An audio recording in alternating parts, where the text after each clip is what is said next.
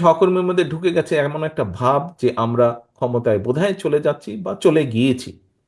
সহকর্মীবৃন্দ, আপনাদের সকলকে আমি অনুরোধ করব, একই সাথে আপনাদের সকলকে আমি দৃঢ়ভাবে বলবো, আমরা ক্ষমতায় যাইনি। আমরা ক্ষমতায় যাব কিনা আমরা জানি না। তখনই আমরা ক্ষমতায় যেতে পারবো যখন আমরা বাংলাদেশের জনগণের সমর্থন পাবো। হতে পারেন উপজেলা বা হতে পারেন ইউনিয়ন পর্যায়ে নেতা, কিন্তু আপনি নেতা বলেই কিন্তু আজকে এখানে আপনাকে দাওয়াত দেওয়া হয়েছে। এবং সেজন্যই নেতা। আপনার কথা, আপনার কাজ, আপনার উঠা বসা, আপনার চলাফেরা সব কিছুর উপর নির্ভর করছে বিএনপির আগামী দিনের ভবিষ্যৎ। আপনাকে মানুষ এক বাক্যে চিনে বিএনপি হিসাবে। কাজেই আমাদের আগামী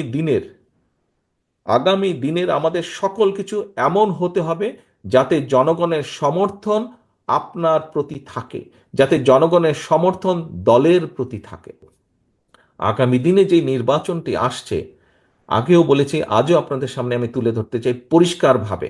আপনারা পত্রপত্রিকা দেখছেন, খবরাখবর রাখছেন, আপনারা আপনারা যদি সকল কিছু বিবেচনা করেন, পরিষ্কার দিন যত যাচ্ছে পরিষ্কার হয়ে যাচ্ছে। আমি আজকে থেকে প্রায় 3 মাস আগে আমি এই কথাটি বলেছিলাম।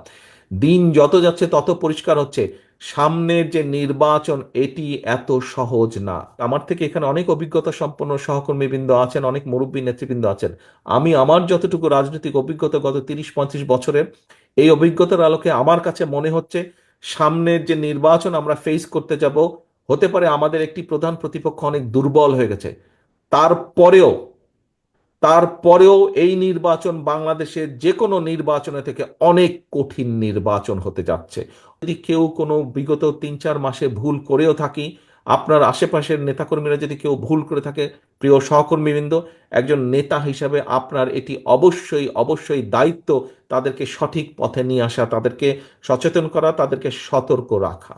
আসুন, আমরা যে 31 দফা আজকে আপনাদের সামনে উপস্থাপন করেছি, আপনারা নিজেরা বসে সারাদিন আলোচনা করেছেন, এই 31 দফাকে যদি আমাদের সফল করতে হয়, যে কোনো মূল্যে জনগণের সমর্থনকে আমাদের পক্ষে রাখতে হবে।